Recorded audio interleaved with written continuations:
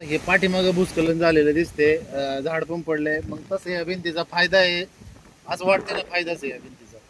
भिंतीचा फायद्याचा आता शक्यतो नाही माझ्या मतात.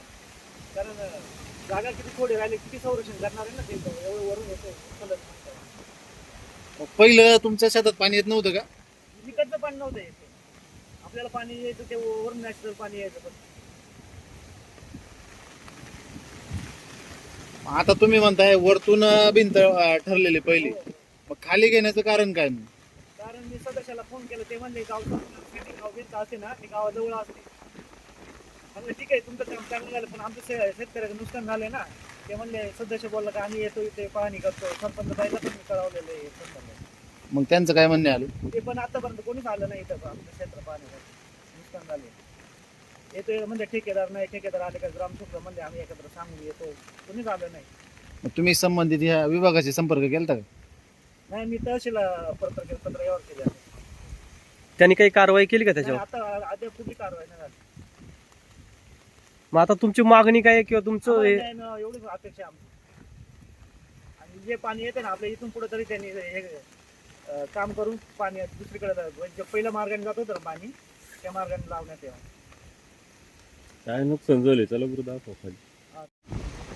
नमस्कार, काय नाव आहे? मी विठ्ठल श्रावण दिघे, कोण- राहणार शिरोली गणपती पडणार, काय झाले? तालुका जिल्हा पुणे.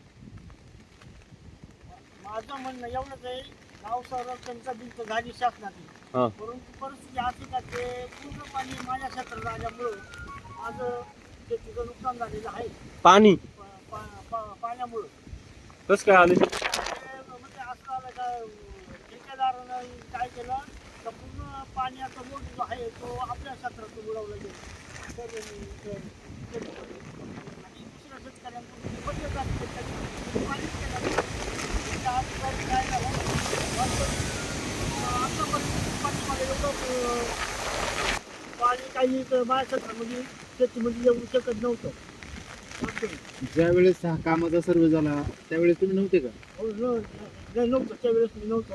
कारण कसं का आपलं क्षेत्र शेजारी आहे आणि हे दुसरं शेतकऱ्यांनी त्यांनी आणि वास्तविक हे सर्वे जे आहे ना, हे गाव संरक्षण हे पहिला सर्वे ठेकेदारांनी तो इंजिनियरनी वरती फॉरेस्ट अंग केलेलं होतं. कुठं गेला होता पहिलं सर्वे? तर वर माथो सपाट आहे, दाखव. वरती माथे आहे सपाट. ह्या झाडांच्या वरती सपाट आहे का? वरती सर्वे झालेलं होतं. नंतर ठेकेदारांनी मालका शेती बागांचं काय झालं आपल्या ग्रामपंचायत ठेकेदार काय झालं ते आपल्याला माहित नाही, पण ते इथं आल्यानं नंतर त्यांनी ते काम इथं चालू केलं. भाऊ काय झाले नक्की? हे पूर्ण वरचं डोंगराचा स्रोत आहे ना पाण्याचा, तो भिंतीला येऊन थांबल्यामुळे पाण्याचा स्रोत आपल्या शेजारी 195 गट नंबर आहे. ते पाण्याचा लोट पूर्ण आपल्या शेतात मोठ्या प्रमाणात नुकसान झालं. आधी पाणी नव्हतं येत का तुमच्या नाही शेतात? हे इकडचं पाणी नव्हतं येत आपल्याला, मग कुठून यायचं? दुसरं पाणी येत होतं नॅचरल पाणी म्हणजे निसर्गाचं. आणल्यामुळे काय झालं? भिंत बांधल्यामुळे पाणी आपल्या क्षेत्रात आलं ना, आणि पाण्याचं लोट आल्यामुळे आपल्या टॅमॅटो पिकाचं मोठ्या प्रमाणात नुकसान झालं.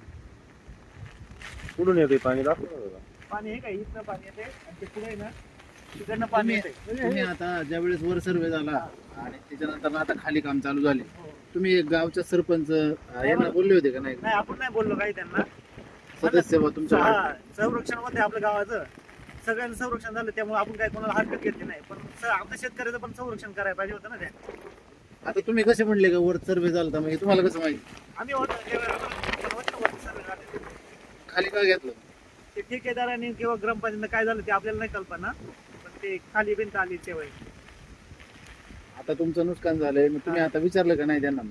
आम्ही ग्रामपंचायतीला कळवलंय ना. मग? ग्रामपंचायत आतापर्यंत कुठली पाहणी केली नाही. तहसीलला अर्ज केलेले आपण. तहसीलला काय अर्ज केलाय तुम्ही? तर आमचा पंचनामा करायचं, संरक्षण भिंतीमुळे पाणी आमच्या क्षेत्रात आल्यामुळे आमचं नुकसान झालेलं आहे, त्याचा पंचनामा करण्यात कुठून आले यावा. पाणी? तिकडून पण? तुमच्या शेतात कुठून गेले? आपलं क्षेत्र हे भिंतीपासून तिकडे.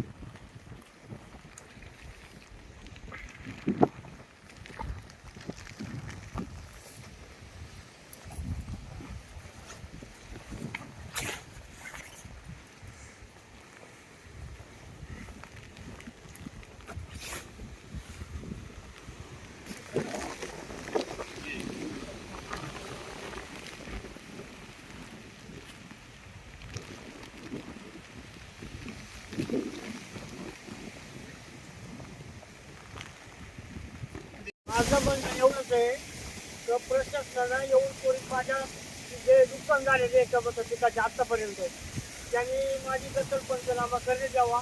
आता आम्ही मरू का जगू, माझं जे इतर पाठीमागं जे आतापर्यंत मी जे शेती करायचो माझं ह्याच पिकावरच अवलंबून प्रपंच करायचं असायचं वास्तविक. परंतु काय झालं का संरक्षण भिंतीमुळं पूर्ण पाऊस माझ्या क्षेत्रात बसलं गेलं ठेकेदारानं. आता आम्ही काय करायचं, कोणाकडे दात मागायची. तरी मी तहसीलदारला मी माझा पत्रव्यवहार केलेला आहे, पण आत्तापर्यंत काही शासकीय कुठलाही प्रशासकीय माणूस तिथं आतापर्यंत ग्रामपंचायत असो किंवा तहसीलदार असो माझा काय शेतीची त्यांनी पाहणी केली नाही आतापर्यंत. मला न्याय मिळावा. किती नुकसान झाले? कमीत कमी 4 ते 5 लाखाची माझी आतापर्यंत नुकसान झालेली आहे. वास्तविक पाहता तुम्ही मार्केटला काय ऐकून असेल आज टोमॅटोचे बाजार काय फुटलेले चाललेले आहे सध्या. मी काय करायचं, कोणाकडे दात मागायची. तर याचं चूक कोणाची? हो चूक म्हणजे गाव संरक्षण वाचवलं त्यांनी ठेकेदारांनी. परंतु परिस्थिती कशी आज माझी शेतकऱ्याने काय करायचं ना, शेतकऱ्यांचे नुकसान झाली ना. पण ठेकेदाराची चुकाई बनायची वास्तविक.